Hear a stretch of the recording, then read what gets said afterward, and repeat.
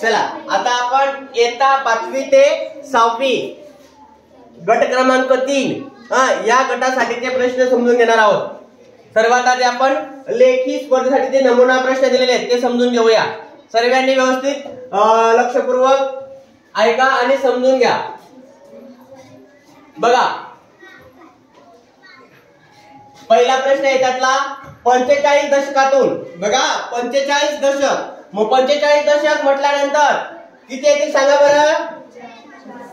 450. 45 दशक आणि 10 एकक वजा करून 10 एकक वजा करा. 10 एकक वजा करा किती झाले 440. आता त्यात किती दशक मिळवले. त्यात किती दशक मिळवले म्हणजे 6 शतक होईल. 6 शतक होईल. बघा मी इथं खाली 6 शतक म्हणजे किती रे 600. 6 शतक म्हणजे किती 600. मग या ठिकाणी या पद्धतीने केलं. आता बघा उत्तर 600 आलं पाहिजे. मग या संख्येमध्ये 440 मध्ये किती मिळवायचे म्हणजे 600 येईल. तर कसं बघा आता एकक स्थानचा अंक आहे. इकडे बघा एकक स्थानचा अंक आहे. या शून्यामध्ये किती मिळवल्यावर शून्य येईल. शून्य बरोबर. आता या 4 मध्ये किती मिळवल्यावर शून्य यायला पाहिजे 6. आता 6 मिळवला म्हणजे 6 आणि 4 10. एक हाताला की नाही. एक हाताला की नाही. मग 5 आणि हा एक आपला 4 आणि 1 किती झाला 5. आता 5 मध्ये किती मिळवल्यावर एक येईल 1. म्हणजे किती एकक मिळवल्यावर 600 आलं. किती एकक मिळवल्यावर आणि किती दशक मिळवल्यावर 16. दशक किती आहे 16 आणि एकक किती आहे हे तुम्हाला फक्त आयडेंटिफाय करता आलं. तुम्हाला सहजरित्या तुमचं उत्तर देत आहे. ठीक आहे समजलं हे. पुढचा आहे बघा 1 ते 100 संख्यांमधील सम असलेल्या मूळ संख्येने सर्वात मोठ्या मूळ संख्येत गुणले तर गुणाकार किती येईल. 1 ते 100 मध्ये सर्वात मोठी मूळ संख्या कोणती 97. आणि सर्व सम असलेली मूळ संख्या कोणती 2. यांचा गुणाकार 7 1 7 7 2 14 1 2 9 18 आणि 19 194. आहे की नाही सोपं. ओके ठीक आहे. पुढचा प्रश्न पाहूया आपण. बघा राघवने 4 रुपये 5 पैसे ही रक्कम. बघा राघवने 4 रुपये 5 पैसे ही रक्कम 40.5 रुपये 40.5 रुपये अशी लिहिली. आता हा 5 म्हणजे काय 40.5 म्हणजे 50 झाला. तो झाला की नाही 50. कारण की त्याच्या पाठीमागे शून्य लिहिला तर 50 होईल. मग ही रक्कम पण त्याला किती रुपये द्यायचे होते 40 रुपये 5 पैसे. मग 40 रुपये मग 5 पैसे कसं लिहिणार इथं सांगा बरं. 5 पैसे इथं कसं लिहिणार 0.05 0.5 लिहायचा होता त्याने 50 लिहिलं. बरोबर आहे की नाही. मग कितीचा फरक पडला म्हणजे याची जर वजाबाकी केली 0.45 0.45 हे आलं त्याचं उत्तर. म्हणजे 45 पैशांचा फरक पडेल. 45 पैशांचा फरक पडलाय. समजलं. काय अडचण कोणाच्या मनात डाऊट असेल तर लगेच विचारा. विरा समजलं नक्की ना. डाऊट असेल तर लगेच विचारा. बर ठीक आहे. पुढचा प्रश्न पाहूया आपण. 6 तास 35 मिनिटे 6 तास 35 मिनिटे 6 तासाचे मिनिटात कन्वर्ट करायचे तर कितीने गुणावं लागेल 60 ने. बघा 6 6 36 आणि 0 360 आणि 35 मिनिटे ते मिळवले. आता यांची बेरीज करता येईल 395 मिनिटे.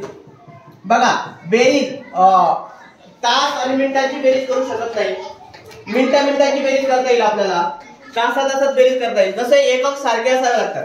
बेरीज करताना एकक मात्र आपले सारखे करून घ्यायचे. लक्षात आलं समजलंय. तर बघा आता पाचवा प्रश्न. मी तुम्हाला आता कॅल्क्युलेशन करत बसत नाही, तुम्हाला फक्त हिंट देतो. आता हा पाचवा प्रश्न जो आहे कसं सोडवायचा ते सांगतो फक्त थोडक्यात. आता बघा एका चौरसाची परिमिती आणि क्षेत्रफळ सारखेच आहे, तर त्या चौरसाची बाजू किती एकक असेल? बघा चौरस, आता मी एक चौरस काढतो, किती आहे मला माहिती नाही, पण मी या ठिकाणी काय करतो, परिमिती आणि क्षेत्रफळ. बघा जर मी इथं बाजू एक मांडली, किती एक, तर परिमिती किती येईल सांगा बरं? परिमिती किती येईल सांगा? किती? 4. परिमिती म्हणजे काय? चारही बाजूंची बेरीज. आता चौरसाची एक बाजू एक आहे, म्हणजे ही पण बाजू एक, ही पण एक, ही पण एक, चारही बेरीज किती? 4. आणि क्षेत्रफळ किती? क्षेत्रफळ किती? काय आहे सूत्र? बाजूचा वर्ग किंवा बाजू गुणिले बाजू, कारण की सर्व बाजू सारख्या असतात, त्यामुळे तुम्ही लांबी गुणिले रुंदी, ते त्याने पण उत्तर बरोबर येईल. लांबी समजा एक मानली, रुंदी एकच म्हणावं लागेल. तरी उत्तर एक. सारखंच आहे का? सारखंच आहे का? नाही. आता मी 2 मानतो, 2 2. परिमिती किती सांगा बरं? 8. आणि क्षेत्रफळ 4. 2 गुणिले 2 4.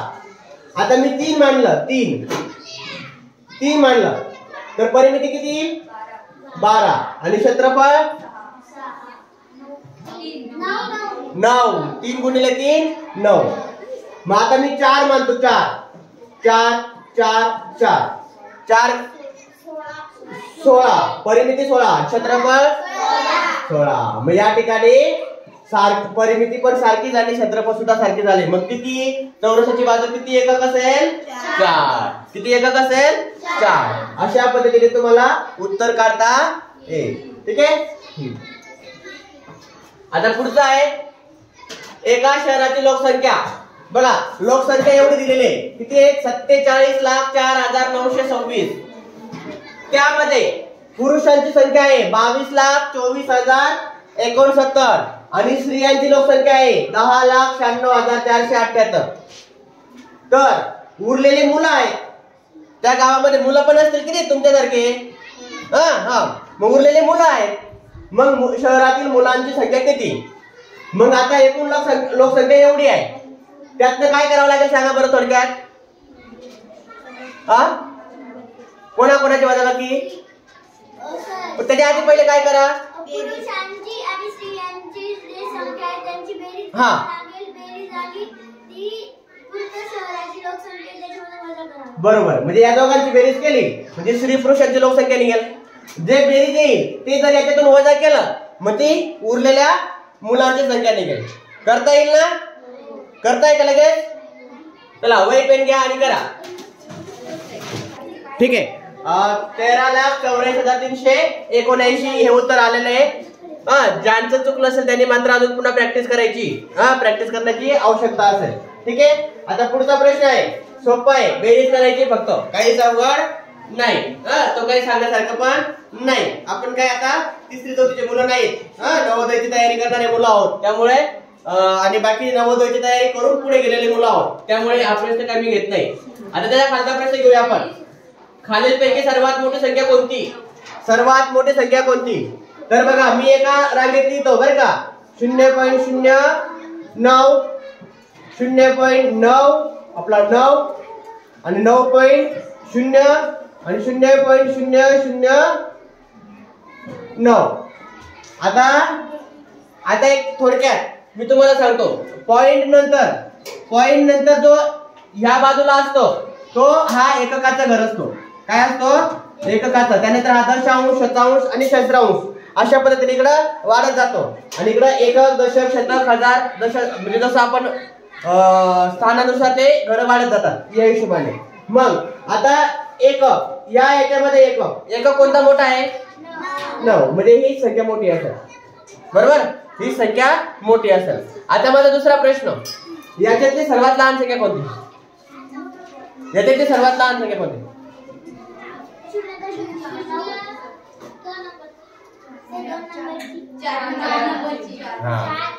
बघा या ठिकाणी मोठी ऐवजी लहान संख्या पण विचारली जाऊ शकते की नाही? लहान संख्या पण, बस फक्त मोठीच्या ठिकाणी लहान शब्द टाकला तुमचा प्रश्न बदलला, उत्तर बदललं. मग कोणती आहे? 4 नंबर. बरोबर. काय करायचं माहितीये का? लहान संख्या पाहिजे की नाही? हा, मला एक सांगा. इथं 0 आहे, इथं 0 आहे, इथं 9 आहे, इथं 0 आहे, म्हणजे हा येणारच नाही.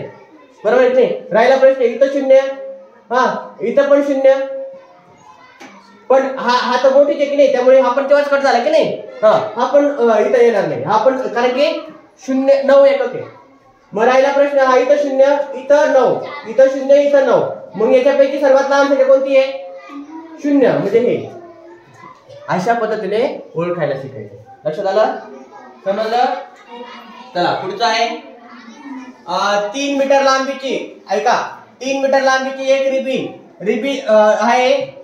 3 मीटर लांबीची एक रिबीन आहे. रिबीनचे 40 सेंटीमीटरचे 8 लांबीचे तुकडे हवे आहेत.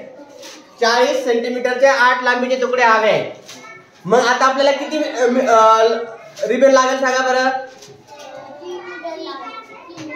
आता हे बघा, तर आपल्याला काय, तर त्यासाठी किती लांबीची रिबीन कमी पडेल आपल्याला काढायचंय. आपल्याला 8 तुकडे करायचे. एका तुकड्याची लांबी 40, म्हणजे यांचा जर गुणाकार केला 8 0 0 8 32 320 सेंटीमीटर. आता हे सेंटीमीटर मध्ये होतं की नाही, म्हणून हे पण सेंटीमीटर मध्ये.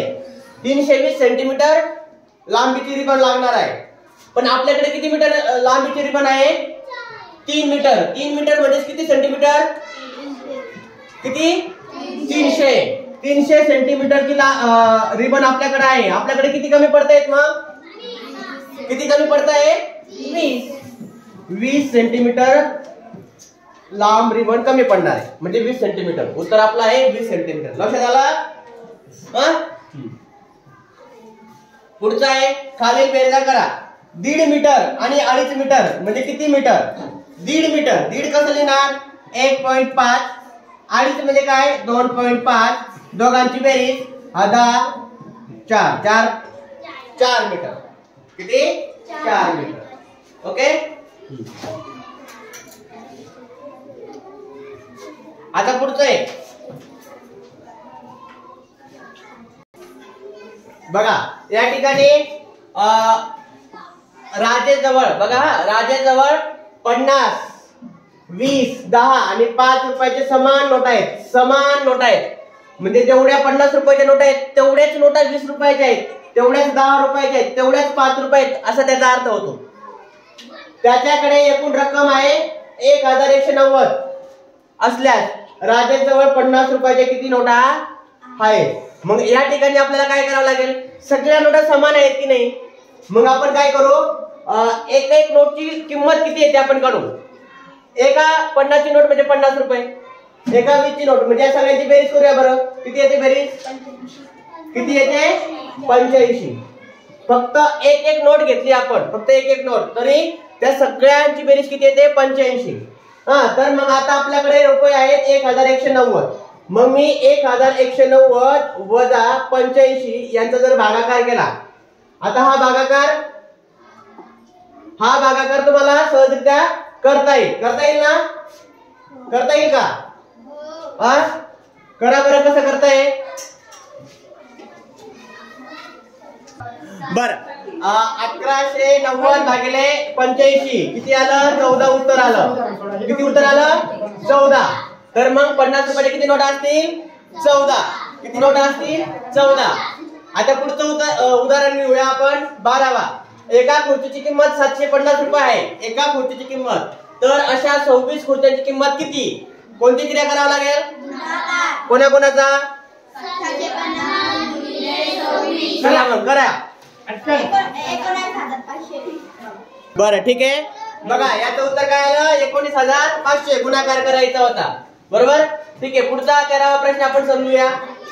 तर बघा, 5 6 7 8 9 हे अंक प्रत्येकी एकदाच वापरून 3 अंकी मोठ्यात मोठी व 2 अंकी लहानात लहान संख्या हिचा गुणाकार किती? बघा, तुम्हाला अंक दिलेले आहेत एकूण 6. किती अंक दिलेले आहेत? 6. तुम्हाला किती अंकी संख्या तयार करायची आहे? 3 अंकी.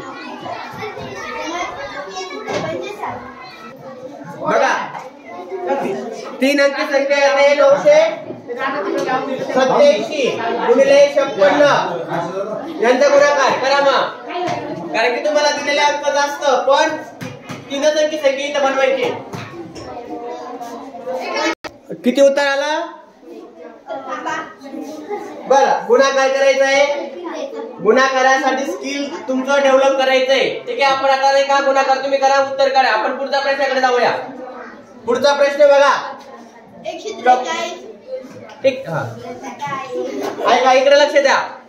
एका शेतात ऐका, एका शेतात 7 रांगांमध्ये 1001 रोपं लावली तर प्रत्येक रांगेतील रोपांची संख्या समान असेल तर प्रत्येक रांगेत किती रोपं लावले? 143. कसं काढलं? 1001 भागिले 7. बरोबर, त्यांचा भागाकार केला. 143. ओके, ठीक आहे. पुढचा प्रश्न करायला जाऊया आपण. बघा 15वा. 1.25 किलोग्राम साखरेत ऐका, 1.25 किलोग्राम साखरेत 1.25 किलोग्राम साखर कशी लिहिणार सांगा बरं? 1250. 1.250 लिहा किंवा 1250 ग्रॅम लिहिता येईल बरं का. तो किलोग्राम म्हणता येणार नाही. याला मी किलोग्राम म्हटल्यानंतर 1.250 किलोग्राम 1.25 किलोग्राम साखरेत 3.5 किलो साखर मिळवल्यास 3.5 किलो बघा याची बेरीज करायची. 5.5 किलोग्राम. किती? 5.5 किलोग्राम. 5.5 किलोग्राम साखर. बरोबर, 5.5 किलोग्राम साखर मिळेल. ठीक आहे. पुढचा आहे 16वा. 42,000 मिलीमीटर लांबीची तार 6 ठिकाणी कापून समान लांबीचे तुकडे केले तर प्रत्येक तुकड्याची लांबी किती मीटर असेल? 70 मीटर. ऐका बघा, या ठिकाणी प्रश्न असा आहे की 6 ठिकाणी कापून समान लांबीचे तुकडे करायचे. माझ्याकडे ही काडी, मी तिला एका ठिकाणी कापल्यावर किती? एका ठिकाणी कापल्यावर किती तुकडे झाले? 2. मी आता तिला हा एक ठिकाणी पुन्हा दुसऱ्या ठिकाणी कापल्यावर किती तुकडे झाले? 3. म्हणजे 2 ठिकाणी कापल्यावर 3, 3 ठिकाणी कापल्यावर 3 ठिकाणी कापल्यावर 4. दिसतायत ते 4? मग 6 ठिकाणी कापल्यावर किती तुकडे मिळतील? 7. किती तुकडे मिळतील? 7. म्हणून इथं 7 म्हणजे 6 ने फक्त 7 भागावं लागणार आहे. 6,000. हा, मग 42,000 भागिले 7 किती येतील? 6,000 मिली.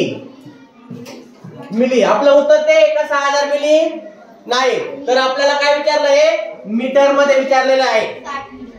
किती? 60. इथं पण तुमचा डाऊट क्लिअर करतो. बघा आता 6,000 आहे की नाही, तुम्हाला मी हा तक्ता कायमस्वरूपी वापरायला लावला होता. हा, आता इथं मीटर आणि इथं मिली. बरोबर, हा मिली. मग 6,000चा एकक स्थानांक इथे ठेवतो आणि हा 6. बरोबर. हा, आता मीटर मध्ये किती आले बरं? 60 आले का? नाही, 6 मीटर. किती उत्तर आपलं? 6 मीटर. हा, 60 नाही तर 6 मीटर. लक्षात ठेवा, हा एक तक्ता खूप महत्वपूर्ण आहे कन्व्हर्सेशन साठी. तो नेहमी तुमच्या डोळ्यासमोर असला पाहिजे. ठीक आहे, समजला? 16वा प्रश्न समजला का सर्वांना?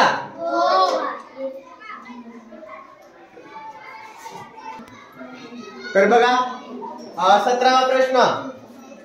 रामाचा पहिला वाढदिवस 1 मार्च 1999 रोजी रविवारी होता, तर त्याचा 3रा वाढदिवस कोणत्या वारी येईल? कसं? पहिला वाढदिवस रविवार, दुसरा वाढदिवस सोमवार, तिसरा वाढदिवस मंगळवार. बरोबर ना? काय अडचण? कारण की या ठिकाणी 2000 ला दुसरा वाढदिवस, 2001 ला तिसरा वाढदिवस. याच्यामध्ये अरे काहीतरी चुकतंय. बघा या ठिकाणी पहिला वाढदिवस 99 ला, आता दुसरा वाढदिवस रविवारी होता. बरोबर की नाही? दुसरा वाढदिवस मात्र सोमवारी न येता कधी जाईल? मंगळवार. कारण की लीप वर्ष असल्यामुळे फेब्रुवारी महिन्यामध्ये 2 दिवस म्हणजे 1 दिवस पुढे जाईल. बरोबर आहे की नाही? 29 दिवसाचा महिना, त्यामुळे तो डायरेक्ट मंगळवारी. आणि मग 2001 ला बुधवारी. बुधवारी म्हणजे तिसरा वाढदिवस बुधवारी येईल. लक्षात आलं? तेच मला काल पण डाऊट होता बुधवारी येईल, पण माझा डाऊट आता खऱ्या अर्थाने मी ज्यावेळेस 2000 लिहिला, मग 2000 हे लीप वर्ष आहे. बरं, लीप वर्ष कसं ओळखायचं रे? सांगता येईल? लीप वर्ष कसं ओळखायचं? लीप वर्ष म्हणजे त्या वर्षावरनं कसं ओळखायचं? 2000 का लीप वर्ष आहे? 2001 का नाही लीप वर्ष? तर एक लक्षात ठेवा, तुम्हाला सांगतो. आता 2000 ला 4 ने भाग देऊन बघा, आणि 4 ने भाग दिल्यानंतर एकच दशक स्थानी 00 असल्यामुळे 4 ने पूर्ण भाग जाणार होता की नाही? म्हणून 2000 हे लीप वर्ष आहे. म्हणजे पूर्ण भाग 4 ने भाग दिल्यानंतर 4 पंचे 20, 5 पूर्ण भाग जातो, बाकी 0 उरते. आणि तिथून दर 4 वर्षांनी लीप वर्ष येत राहतो. मग 2000 ला लीप वर्ष आला, 2004 ला लीप वर्ष, 2008 ला, 12 मध्ये, 16 मध्ये आणि 20 मध्ये पण लीप वर्ष, आणि आता 24 मध्ये पण लीप वर्ष होतं की नाही? 24 मध्ये फेब्रुवारी महिना किती दिवसाचा आहे? कॅलेंडर पाहता का? पाहून घ्या बरे कॅलेंडर, खात्री करून घ्यायची.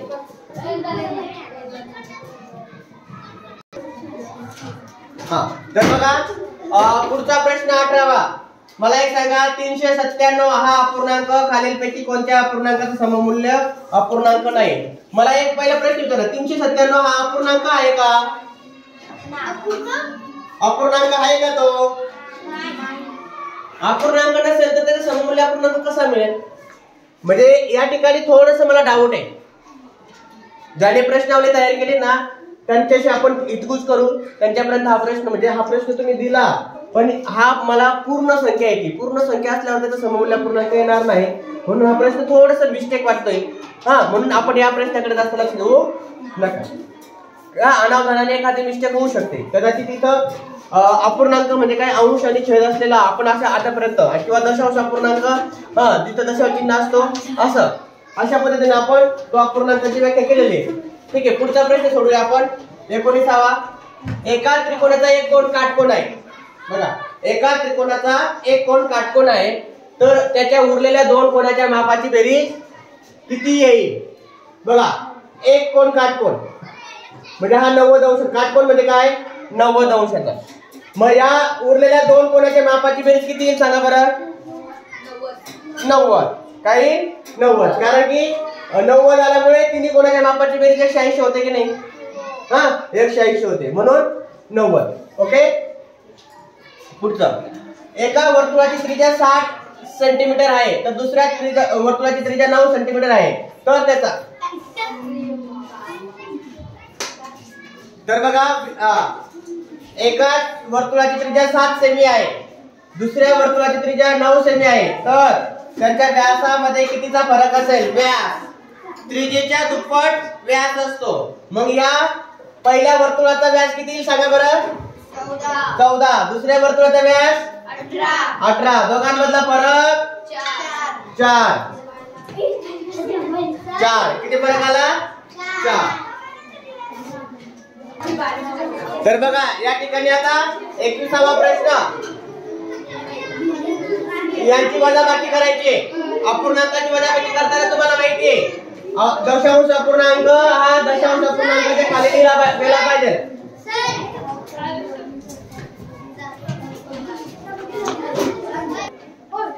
दशांश अपूर्णांकाची बेरीज असेल किंवा वजाबाकी असेल तर दशांश चिन्ह एका खालोखाल एक लिहितात आणि उत्तरामध्ये पण दशांश चिन्ह त्याच रेषेत देतात. आहे ना माहिती? आणि मग नेहमीप्रमाणे आपण वजाबाकी करायची. करता येईल तुम्हाला वजाबाकी? ठीक आहे, ही वजाबाकी करायची, त्याचं उत्तर लिहायचं. आता पुढचा प्रश्न घेऊया आपण. रामभाऊने 1:30 वाजता पाण्याचा पंप चालू केला व सकाळी 12:15 वाजता बंद केला, तर त्याने किती वेळ पंप चालू ठेवला? रामभाऊने रात्री 1:30 वाजता म्हणजे काय? 1:30 चालू केला व सकाळी 12:15 वाजता. सकाळी 12:15 म्हणजे 11:45 म्हणजे यांच्यातलं काय करावं लागणार? फरक काढावं लागणार आहे. म्हणजे इथं 1.5 म्हणजे याची जर वजाबाकी केली